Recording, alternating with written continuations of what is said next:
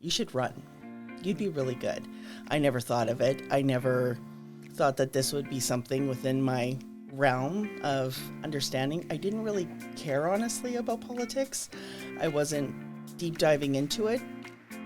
But then I kind of went, okay, well, maybe, could be. Mm-hmm. And then you just get committed.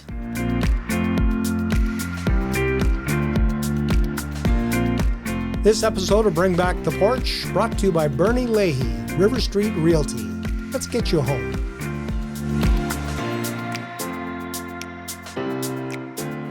And our guest on this episode of Bring Back the Porch is Della Burkitt, candidate for Cypress County Ward 5. Correct. Now, Ward 5 is as close to Medicine Hat as you can get. Correct. So it includes Dunmore, Vinerville, everyone in between. It goes all the way up to the South Saskatchewan River and cuts off at the 120. Looking at the map of all the wards, it's the smallest. So you have less land to cover. Less land, but far more people. That's the key, your population. What brought Della Burkitt into the political ring? Well, what I can tell you is that about 4 years ago, I was looking into things and we were camping and we were just talking, and you know how you kind of have the fire and a couple of wobbly pops and you just bring forward ideas and concerns and things like that. And a previous counselor said, you should run. You'd be really good. I never thought of it. I never thought that this would be something within my realm of understanding. I didn't really care, honestly, about politics. I wasn't deep diving into it. But then I kind of went, okay, well, maybe, could be. Mm-hmm. And then you just get committed. And then you just put one foot in front of the other. And so are you a politician or are you a candidate? David Carter gave me some advice because he was giving me a former MLA and former Speaker of the Alberta Legislature, that I didn't put my name forward. He said, you should have run. He said, you're a good candidate, good person. I said, David, I'm not a politician. I don't want to be a politician. He says, you don't have to be a politician. You just have to listen. 100%. That's what it is. And that's what it's about, is really honing in, being able to be in a room full of people and understanding that each and every one, regardless if they agree with you or if they don't, they have an opinion and they should be able to share that with you. How has the campaign been for you so far? Really positive. I'm excited. Mm-hmm. What's got your blood pumping? Well, we did our first ever live forum for Cypress County, which was amazing, over at Eagle Butte High School. We've got some when I'm door knocking, kind of the concerns, and people are opening up far more to me now that I'm going door to door. But we've got great things happening with Prairie Rose. We've got great things happening in the town of Dunmore. We've got great things happening to the north, up in Vinerville. It's time for Cypress County to move forward in a way that's just super exciting, because some of it's unknown and some of it is that you're sitting there and it's like, oh, it's time. With your ward being so close to Medicine Hat, it's kind of like being Canada versus the Americans when, when Medicine Hat rolls over, you get flattened sleeping next to an elephant? So the beautiful thing, actually, I think, living beside a city is that we should have then regional representation. So it's not just Medicine Hat. It's not just Cypress County. It's not just Redcliffe. It's all of southeastern Alberta. And the relationships that have come from myself talking with other candidates and with past, I think that the relationships are really good. People are starting to listen to one another and really see what this region can bring, and stop making it the forgotten corner, make it the place to come. You find that this election has engaged more people? Oh, 100%. Yes. Last election, I lost by a very small margin. And this time, going to the door, people are like, oh, yeah, well, we knew that you ran last time. And I was like, thank you. Did you vote for me last time? It gets to the point where it actually it matters that they voted for me. I just want them to vote. This is their democratic right in order to come up, step up, and say, this has been my choice, this is my decision, and let's have a conversation about it. So you mentioned you ran 4 years ago and you didn't win election. So what did you do over the last 4 years to prepare for this? So what I heard 4 years ago is that I didn't quite know enough about Cypress County themselves. I didn't quite know about the budget, the finances, the bylaws, the governance, things like that. So what I've done is in the past 4 years, I've been able to get on a whole bunch of Cypress County boards, so Municipal Planning Commission, MPC, which helps with all the bylaws, and Assessment Review Board, Subdivision and Appeals Board, and Verge for Economic Development. And that has opened my eyes huge as to what's acceptable and what really isn't, and what's working and what kind of isn't. What is the biggest challenge facing Cypress County as a whole? I believe the biggest challenge right now is really taking what the residents' needs are versus their wants, and then bringing that to the table, and then having 9 people collectively come up with a strategy to move Cypress County forward.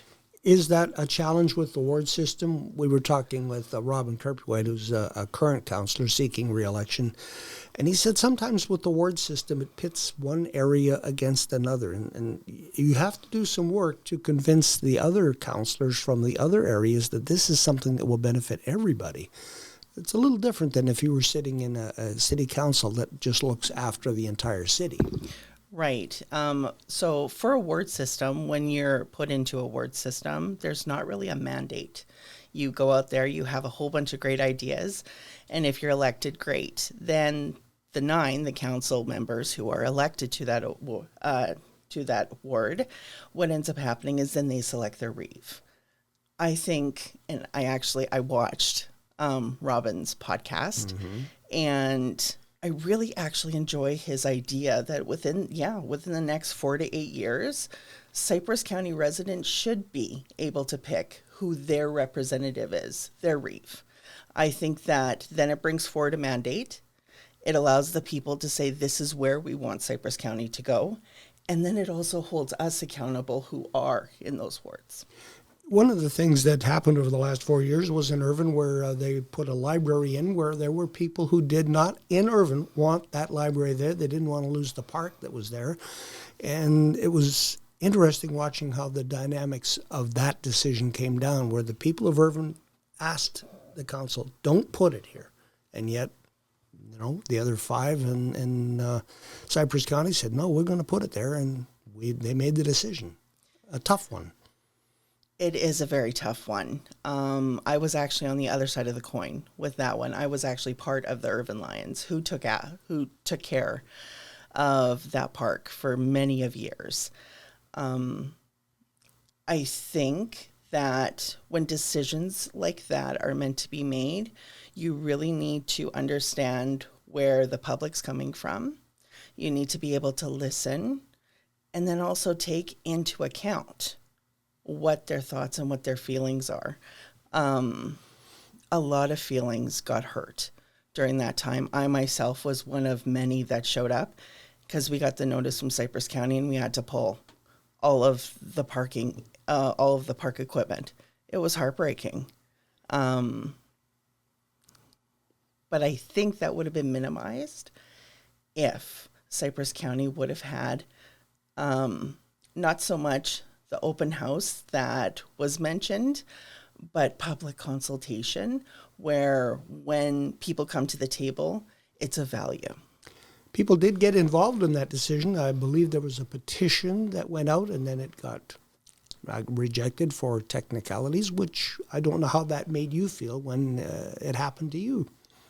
I didn't have anything to do with the petition. Okay. That would have been Marina Cole from Chainsaw Spirit.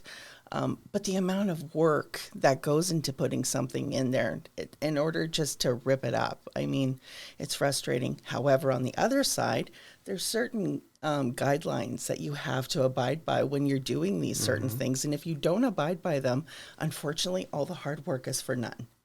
So is there a political lesson to be learned from that? You know, how it all came down, where the people who were actually affected by the decision were, their, I guess, point of view was ignored?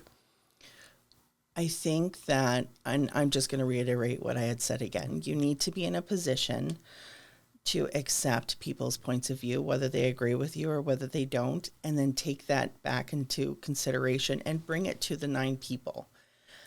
The other option, I guess, would have been a full-blown town hall where yes, have all counselors, because this would have been a Cypress County decision, have all 9 counselors there and have a mic. Come ask questions. If we can answer, great. If we can't, then we would defer to staff or something like that. But then that brings just that piece of the puzzle, I think, that was really missing. We talked about some of the issues that are facing the county as a whole. What about in Ward 5? What are the particular concerns that you're hearing from people? Well, what I'm hearing is that it's, I guess, up in the northern area, over by Vinerville, infrastructure is a big one. We have a water co-op up there, and we had a live forum, and I got asked a water question, and I'm like, I don't know enough to talk about it. Since the live forum, I've reached out and been heavily involved in getting more knowledge. Infrastructure-wise, I mean, if we're putting in these water co-ops years ago and all of a sudden things change or standards change, then if it's not us who's up to upholding them, well, then we need to be there to help. And sometimes that's when hand-holding is needed. I think that moving forward and really working with people step by step is the key. With your proximity to the city of Medicine Hat, does that bring some opportunities to Ward 5 for economic development? I think so. They just redeveloped the IDP. So that's the economic development relationship between Medicine Hat, Cypress County, and Red Cliff. What this does is then it allows the councils to kind of come together. What I would like to see is far more of that. I think that we're too close not to be talking this less. There needs to be a lot of more, well, kitchen table conversations. Like this one. Like this one, which I love. And people need to start, well, getting along, coming, and here is our one plan, one agenda, and let's figure out how we're going to get there. Okay. Cypress County, in its breadth, it's a big area. And some, like you say, your ward has the most people, but it's the smallest. How do you, I guess, talk to someone who has, like it's Ward 9, I think it is, that when you look at it on the map, it's huge. But it is huge. it's Suffield and a bunch of, cows and horses and farmers who are very important. Oh, 100%. So how do you, I guess, understand where they're coming from when you're on a council? So I can absolutely relate. So I grew up on a farm just north of Schuler. And, well, if anyone knows, if you can't make the 45-minute drive, well, you're kind of in the middle of nowhere. Yep. So, but talking to the farmers, rock picking for the farmers, I mean, I've lived it, I've breathed it. So when it comes to taking in their considerations, it's very much at my heart. Okay. What are the other issues that you think you need to bring to the table here in this election for Cypress County, not just for Ward 5? What I would really actually like to see is to have evening council sessions. There's a whole bunch of different municipalities that do that. I've heard it well over, not just the 4 years, but even previous. People want to come, they want to get involved, but then they have to take the day off work. I can't afford to take a day off work. So why would we put them in that position? We're sitting there in the chairs because they elected us, so we should also be helping them get involved. Have you heard any ideas on the campaign trail from some of the other candidates that you went, oh, that makes sense? Well, I have to actually say, from watching robins and with the position of the reef. I think that that's going to be huge coming up. And, well, it's a little too late for this election. But for the coming up election, again, it's giving the people their voice to who they would believe would better represent the whole of Cypress County. Is there an area that is close to your heart in terms of economic development and industry you'd like to see attracted to Cypress County? Maybe not into Ward 5, but into the county as a whole? I think that even though there is a little bit of tension with the Irvin Library, I would like to actually see more economic development come through. We've got Irvin, which, I mean, it's great to be out in Irvin. They were talking about a possible campground that would be out there. But then we also have Elkwater, who, I mean, if we could work really hard on getting a little bit of the debris and that all cleared out from the forest, I mean, fire safety, fire hazards, but get that secondary road built. I think that that would be a huge thing. Are you talking about the 41A or a different road from Irvin out to the hills?